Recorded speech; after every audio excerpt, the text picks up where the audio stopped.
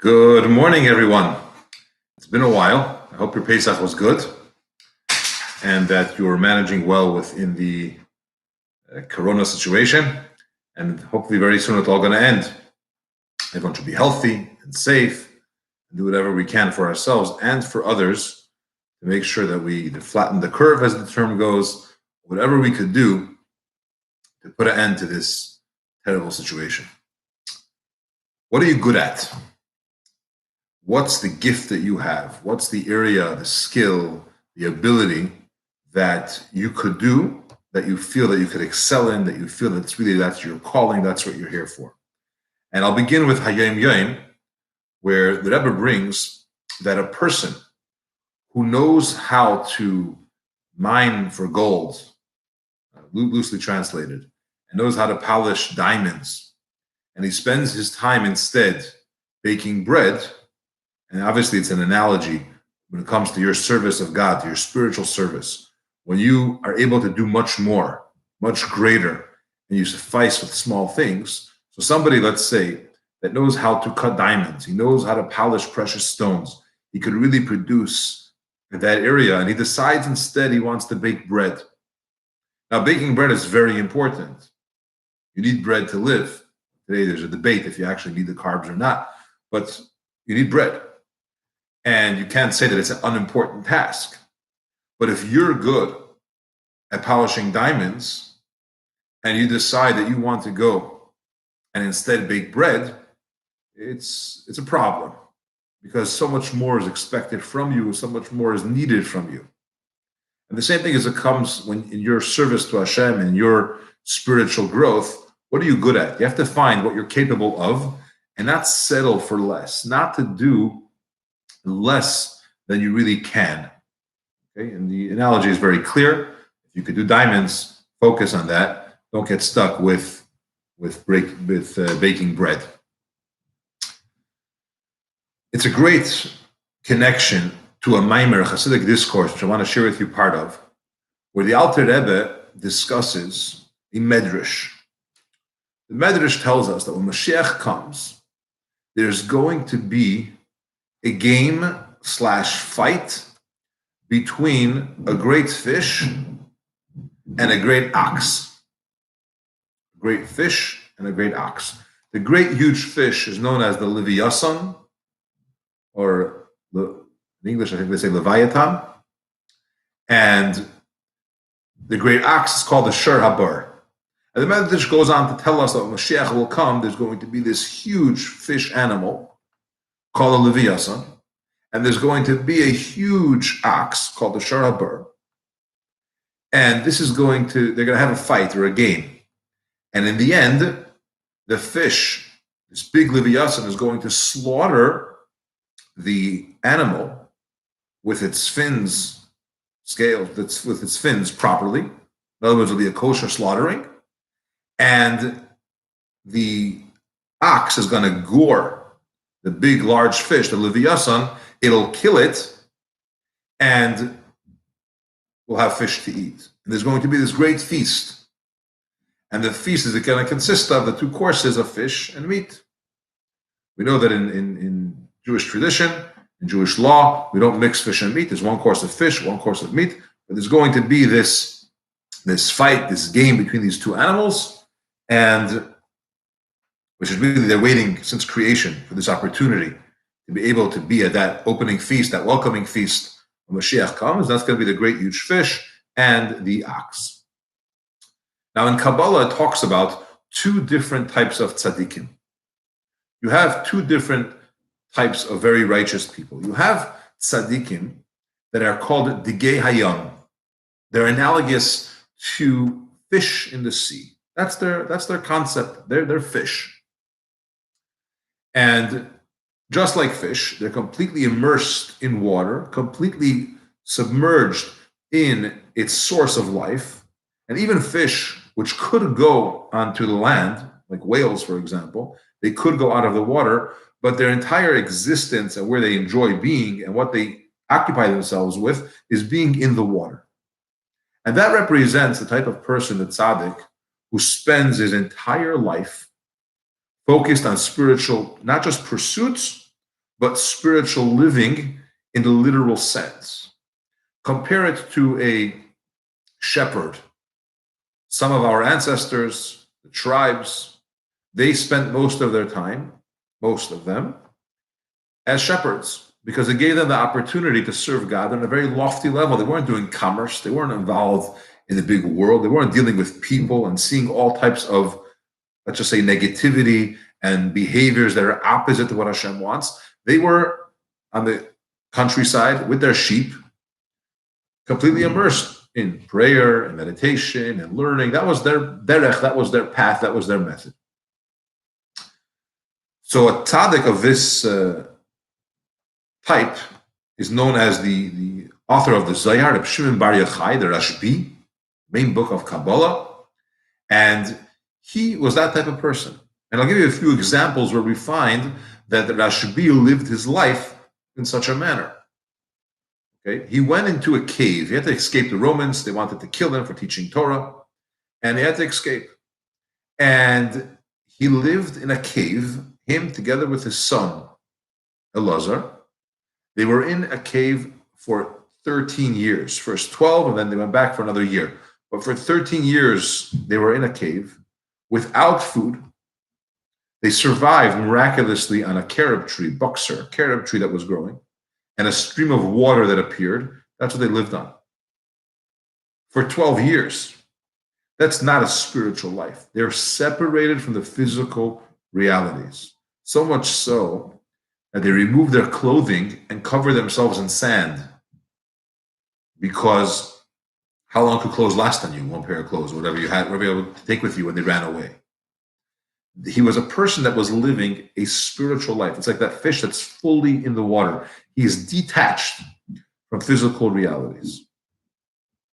In addition to that, let's look at a religious standpoint, an halachic standpoint. Did he have matzah on Pesach? Of course not. Now, he was exempt because it was a life and death situation. If he would leave that cave, the Romans would kill him. And eating matzah on Pesach is not one of the things that you have to kill yourself for. And did he have an esrog to make a bracha for on Sukkot? No, he didn't. Many of the physical mitzvahs he was not able to accomplish. Most of them he was not able to do. So his service of God was a spiritual type of service. It wasn't a typical being involved with the physical world. Thirdly, and this is perhaps most important, when he left the cave after 12 years and he goes outside and he sees that there are people going about their daily life, physical pursuits. Okay, they're plowing their fields. This one's buying flowers to bring home. And he looked at him and his thought was, how could a person waste his time on such physical things? And with one look, that field just was consumed by fire. It burnt up. With one look, that person was no more. Because his intense feeling of how could somebody waste their life like that had that tremendous impact. So much so that a heavenly voice came out and said, go back to the cave. I didn't release you. I didn't get you out of there to come and destroy my world, says God. That was Reb Shimon. He was completely spiritual. He was almost, I don't want to say opposite, but the physical world was a distraction. Who needs that? A fourth example of Reb Shimon being a creature of the sea in the spiritual sense, completely godly and separated from physicality, is the fact that when he passed away, he asked to make his day of passing into a holiday, to celebrate. Because he finally realized the ability for his neshama, for his soul to be consumed in what's called the fire of Hashem, to become one with God. When you're in a body, he explained, you're limited. Because you can only learn so much Torah, then you have to go to sleep. At some point, you have to eat. You have limits that you have to deal with. It's physical world and the physical body and the realities that we have. So he was happy that his soul was leaving the body. Now, we know you can't let your soul leave the body by will. You have to do whatever you can to live, etc. But you see an example, several examples, of Rabbi Shimon Bar Yochai, living his life in such a manner that it's all about spirituality. He is a creature of the sea. He's a tzaddik, which is known as Digei Hayam, fish of the sea. But then you have tzaddikim, who their neshama, their soul, their path, their journey is like Sher Habar, like the ox. An example of this is Yosef HaTzadik. Yosef is actually compared to the ox. Joseph, where did he live? In Mitzrayim. His brothers, as I mentioned, they were shepherds. They stayed away from the world. They kept their focus on spirituality. They stayed away from the big city. Yosef, indeed, it was not by his choice, but you see from the way that he lived, he ended up in Egypt, from all places, which we know Mitzrayim was the lowest place morally at the time. Let's just say it's not just not spiritual, it's really impure. The behaviors that were going on there, the style of living, the focus in the capital of Egypt was dominance, control, superpower of the world. So you have someone who's a tzaddik living in these conditions and not having some servants do it. He was actually running the country in a major way. And despite all that, every step of his life, you see a tzaddik. You see him not falling to temptation with Potiphar's wife.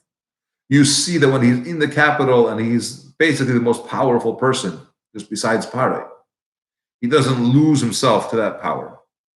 You see him raise a proper family, Menashe and Ephraim, in Egypt, despite having no Jewish community, despite having no shul to go to, reminiscent of today, despite having no structural Jewish day school, no bubbies and zaydis that the children could learn with. All that was gone.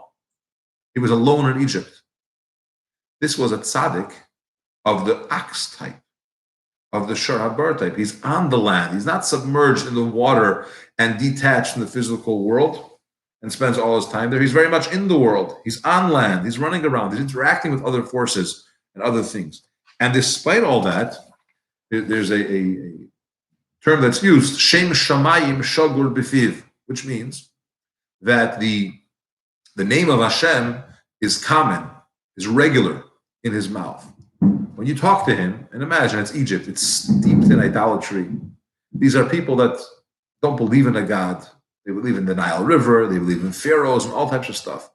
And when he talks to the greatest of the great, powerful wise, he says, God help me, God will help me, with Hashem's help. He's constantly bringing out his relationship and his belief, his connection with Hashem. So what's better, to be a creature of the sea, or to be, meaning a tzaddik who's completely submerged in spiritual life and godliness, or to be a creature of land, to be that tzaddik, to be that righteous person that lives on the ground, very much in touch with physical realities, and still manages to do what you're supposed to do and serve God and be spiritual and grow and connect. So if you look in the physical sense, if I'm not mistaken, the quickest fish or the quickest sea animal is quicker than the fastest land animal. So what's greater in our discussion? And there's a big debate, what's greater? But the reality is that it depends on you. Every person was created with particular gifts and particular talents. And depending who you are, and depending the abilities that you have, it depends. Are you going to be someone who is sitting and studying Torah all day, completely disconnected from the physical world as we know it? Most people are not able to do that. Or are you in a physical world? You get up in the morning, you have work, you deal with materialism, and you stop to daven, you make times to learn, you ensure that the decisions that you're making and the actions that you're doing is in works with Jewish law, it's according to halacha, it's all done appropriately, correctly, as far as not lying, not stealing, interest, etc., etc. So the Gemara has this discussion. What's the way to do it? Should we do it like Rashbi? Should you endeavor to be such a person that's disconnected from the physical, that if it were up to you, you'd live in a cave and just study Torah all day? Or like Yosef HaTzadik? And it's a debate between Rabbi Shimon Bar Yochai and Rabbi Yishmael. Rabbi Yishmael was in the world, and Rabbi Shimon Bar Yochai was out of the world. And the Gemara concludes the words of Abaye. Abaye said, many have done, or many have endeavored to live their life like Rabbi Shimon Bar Yochai. The loy also biyadam. It didn't work. It didn't work out. It's not practical to try to disconnect yourself from the physical world. Many people did it like Rabbi Yishmael. And Rabbi Yishmael was a person who said that if you're not going to try to work in the world, can't fulfill most of the mitzvahs. You have to have no choice, so you'll work. No, work itself is a mitzvah. Getting out there and trying to accomplish, trying to change the world, trying to impact, trying to do something, just going to work and gathering your wheat, as it says in the Shema, what that means in modern days, that's the way to live. So Rabbi Yishmael has a different path than Rabbi Shimon Bar Yochai. But Abaye concludes in Gemara and he says, many have tried Rabbi Shimon Bar Yochai's way, and they were not successful. Many have tried Rabbi Yishmael's way, and it did work.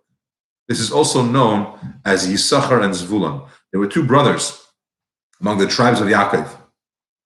And Yisachar was the one that was sitting and studying Torah all day. And Zvulun, his brother, was involved in commerce. The tribe was traveling the seas, going out there, making money, and they would support Yisachar's learning Torah. So he was learning Torah, and it was a partnership. They were doing their commerce and supporting each other. But the reality is that it's not option A and option B, or first choice and second choice. They're both first choices. It depends who you are. It depends what you're good at. It depends on your personality. But as the Gemara says, most people that have tried both, Rabbi Yishmael is their way, to be a land creature. That we get into the world, we serve God in the physical world. So let's end with a hope and a prayer that is kind of like in a cave when you are shelter in place and quarantined and etc., that everyone should be able to healthily and without risk leave your homes and go to work and accomplish and bring out spirituality in this physical world, elevating it and making it better. Have a wonderful day. Please share, subscribe, and like. Comment if you have questions. Be glad to address them. We will be learning this evening as well, 7:40 Chicago time, Central Time. We'll continue our learning, and I'm glad to be back on our routine. Have a great day.